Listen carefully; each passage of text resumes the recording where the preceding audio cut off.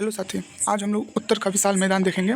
कल हम लोग देखें पर्वतीय भाग, आज हम लोग उत्तर भारत का भारत का विशाल मैदान देखेंगे, उत्तरी भाग वाला। जैसे कि इसमें पढ़ना होगा हम लोग को सिंधु का मैदान, गंगा का मैदान, ब्रह्मपुत्र का मैदान, तीन मुख्य वाला पढ़ना पड़ेगा। चलिए हम लोग स्टार्ट करते हैं।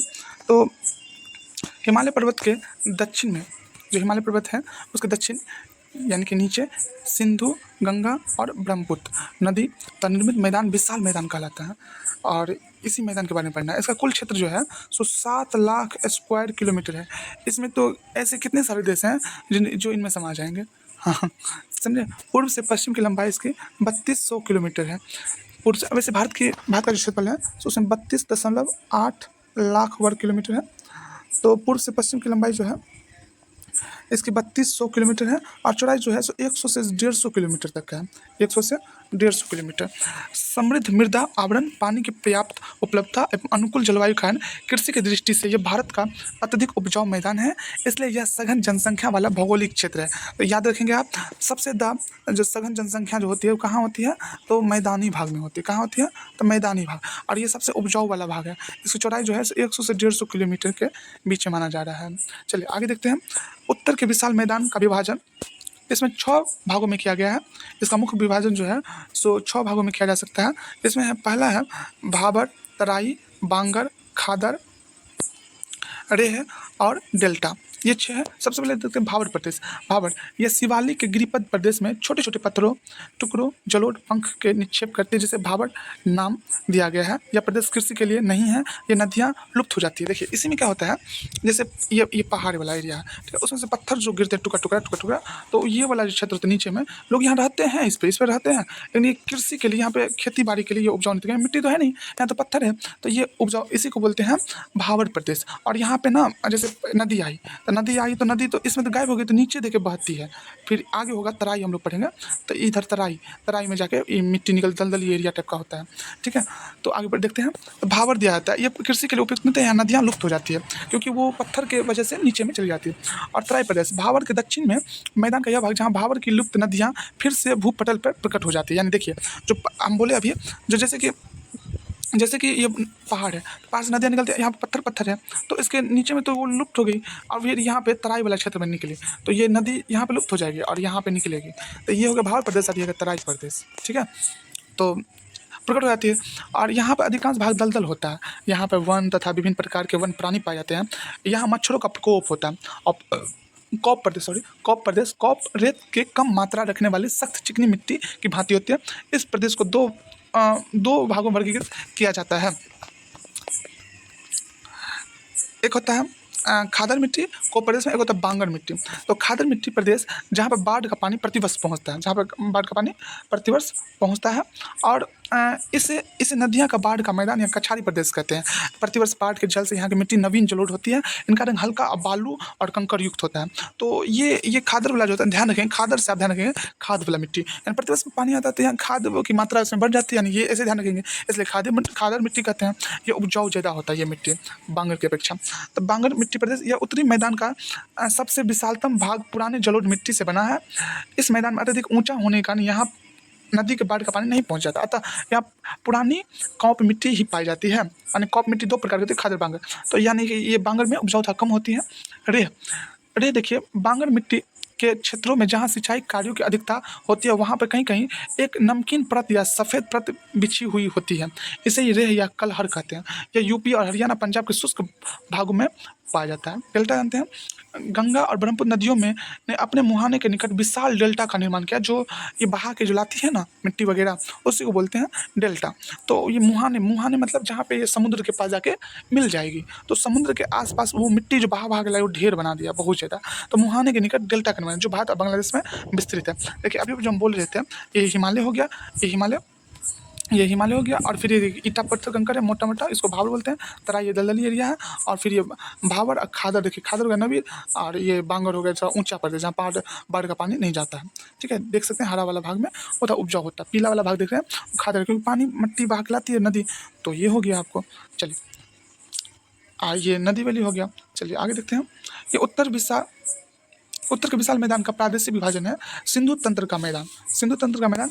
उत्तरी मैदान के पश्चिमी भाग को पंजाब का मैदान कहा जाता है। उत्तरी मैदान जो है उसके पश्चिमी भाग को पंजाब कहा जाता है। सिंधु तथा इसकी सहायक नदियाँ झेलम, चिनाब, रावी, सतलज, ब्यास द्वारा निर्मित किए गए मैदान को बहुत बड़ा हिस्सा पाकिस्तान में है। ये जो सिंधु नदी निकलती है तो सिंधु में झेलम, चिनाब, रावी, ब्यास, सतलुज सब आके पंचनद आगे जाकर मिल जाती है। सारे इस सिंधु नदी में आके मिलती है। ठीक है, और ये सारा भाग कहाँ पे ज़्यादातर है तो पाकिस्तान में। इस 5 नदियों का संगम पाकिस्तान में मिठान कोट नामक जगह पे होती है। उसी के बाद इसको पंचनद भी कहा जाता है। भारत में पंजाब और हरियाणा का पश्चिमी भाग सम्मिलित है। इस क्षेत्र में दोआब की संख्या बहुत अधिक है। दोआब क्या होता है? दोआब होता है 2 नदियों के बीच की भूमि। जैसे हमारा भी गाँव है तो कमला और कोसी के बीच में है, तो ये 2 नदियों के बीच की भूमि को दोआब, ये उपजाऊ वाला मिट्टी वाला होता है। ये क्षेत्र जो होता है सो उपजाऊ वाला होता है। आपको बताना है कमेंट बॉक्स में किस 2 साम्राज्यों का लड़ाई 2 दोआब की वजह से एक साम्राज्य का विनाश ही हो गया था। जैसे आज है कल वो सुबह में नहीं था, पूरे कत्लेआम मचा दिया गया था। उस दोनों साम्राज्य का नाम लिखेंगे, हम आपका वेट करेंगे। ठीक है, हम लास्ट में इस क्वेश्चन का आंसर देंगे। सिंधु और झेलम का दोआब, जैसे सिंधु सागर दोआब, सिंधु और झेलम के बीच में दोआब है क्योंकि उस क्षेत्र में पंजाब हरियाणा के पश्चिम भाग में सम्मिलित है और इसमें दोआब की संख्या बहुत अधिक है क्योंकि वहाँ बहुत सारी नदियाँ आप देख चुके हैं, उसके सहायक नदियाँ। ऐसे इसी तरीके से सिंधु और झेलम का दोआब, सिंधु सागर दोआब, झेलम और चिनाब का दोआब, चार्ज दोआब, चिनाब और रावी का दोआब, रचना दोआब, रावी और ब्यास का दोआब, ऊपरी दोआब, बारी दोआब, ब्यास और सतलज का दोआब, विस्तृत दोआब। गंगा के मैदान का जानते हैं, यमुना नदी से लेकर पूरे बांग्लादेश के पश्चिमी सीमा तक विस्तृत क्षेत्र को मध्यवर्ती मैदान या गंगा का मैदान कहते हैं। हम लोग 3 बारे में पढ़ेंगे, गंगा का मैदान और अगला पढ़ेंगे ब्रह्मपुत्र का मैदान के बारे में भी। तो यहाँ पे देखते हैं यमुना नदी से लेकर और बांग्लादेश के पश्चिमी तक जो विस्तृत है उस मैदान को मध्यवर्ती मैदान या गंगा का मैदान बोलेंगे। इसका विस्तार 1400 किलोमीटर की लंबाई हरियाणा, दिल्ली, बिहार, झारखंड और पंजाब तक फैला है, पश्चिम बंगाल तक फैला, सॉरी। यह मैदान हिमालय से निकलने वाली गंगा और इसकी निक्षेप किया गया द्वारा बनाया गया है। इस मैदान पर नदियों का जाल फैला हुआ, प्रतिवर्ष हजारों टन मिट्टी यहाँ लाकर निक्षेप करती है। भू आकृति दृष्टि से बंगर और खादर इसके 2 भाग हैं। ठीक है, आगे देखते हैं। मैदान के 3 भागों में बांटा गया इस गंगा को। एक उत्तरी गंगा का मैदान जो दिल्ली से इलाहाबाद तक है, पश्चिमी यूपी तक। ठीक है, मध्य गंगा का मैदान इलाहाबाद से फरक्का यानी कि यूपी प्लस बिहार वाला एरिया वाला हो गया। ठीक है, और निम्न गंगा, निचली गंगा का भाग है, गंगा का डेल्टा प्रदेश बिहार और बंगाल वाला क्षेत्र है। ठीक है, आगे देखिए।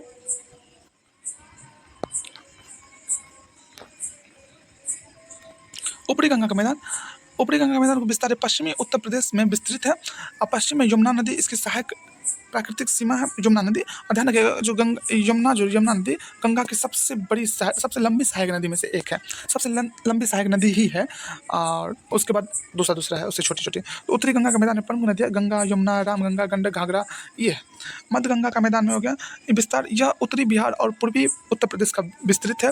यह मैदान नदियों के प्रवाह मार्ग में परिवर्तन से बुरी तरह प्रभावित है। कोसी नदी इसका उदाहरण है। मध्य गंगा का मैदान में ये ना ये कोसी नदी के बारे में जान लीजिए, ये बिहार का शोक नदी भी कहलाता है और ये अपने मार्ग बराबर बदलती है, इस कारण से फेमस है। और ये बिहार का शोक इसलिए कहता है क्योंकि आज ये यहाँ से बहती है, कल पता नहीं यहाँ से बहने लगी, फिर यहाँ से बहने लगी, इस टाइप से। तो जो भी उसके मार्ग में आता है सबको ले दे के पार। निम्न गंगा का मैदान, इसका विस्तार हिमालय के तलछटी से लंबाकार मैदान के डेल्टा तक पश्चिम बंगाल में है। इस प्रदेश में दार्जिलिंग के उत्तरी पर्वतीय क्षेत्र पश्चिम में स्थित पुरुलिया जिले के अलावा संपूर्ण पश्चिम बंगाल सम्मिलित है। जलपाईगुड़ी और दार्जिलिंग जिले का पर्वत द्वीप और तराई का क्षेत्र द्वार कहलाता है। क्या कहलाता है ये ध्यान रखिएगा, ये द्वार, दार्जिलिंग जिले का पर्वतीय द्वीप और तराई क्षेत्र का द्वार कहलाता है। अब चलिए ब्रह्मपुत्र का मैदान लास्ट है। इसे असम घाटी ब्रह्मपुत्र नदी घाटी कहते हैं। इन 3 ओर से पर्वतों से और पहाड़ियों से घिरा है, 3 ओर से, ध्यान रखेंगे। असम घाटी, ब्रह्मपुत्र घाटी भी कहते हैं इसको। ठीक है, और ये 3 ओर से किससे घिरा है? पहाड़ियों और पर्वतों से घिरा है। इस मैदान का निर्माण ब्रह्मपुत्र तथा इसके सहायक नदियों द्वारा किया गया है। मिट्टी के भारी जमाव के कारण कहीं द्वीप भी निर्मित हो गए हैं। ऐसे एक द्वीप असम के माजुली द्वीप है जो दुनिया का सबसे बड़ा नदी द्वीप है। ये नदी द्वीप क्या होता है? तो नदी द्वीप होता है जो जैसे कि नदी आ रही है, नदी से बह रही है, लेकिन ये मट्टी लाती है, तो मट्टी लाते हैं जमा हो गया। अब ये नदी क्या हो गया? तो इस जगह बहने लगी और इस जगह बहने लगी, तो इस जगह नहीं बहने लगी, यही द्वीप हो गया मिट्टी। अब यहाँ पे जंगल झाड़ हो गया, वन्य जीव और बहुत सारा हो गया, जीव जंतु सब रहने लगे, कोई पार्क, नेशनल पार्क वगैरह बना दिया गया, आदमी या जनजाति लोग रहने, तो उसी को बोलते हैं नदी द्वीप। तो माजुली द्वीप ऐसा ही एक द्वीप है जो दुनिया का सबसे बड़ा नदी द्वीप है। ये नदी द्वीप, जनरली द्वीप को बोलते हैं समुद्र में बनता है, लेकिन ये नदी द्वारा बनाया गया। मैंने सबसे देख लीजिए ब्रह्मपुत्र है, यहीं पर एक द्वीप होगा। ठीक है, चलिए आज के लिए इतना ही, धन्यवाद। कल मिलते हैं अगले चैप्टर के साथ। चलिए, धन्यवाद।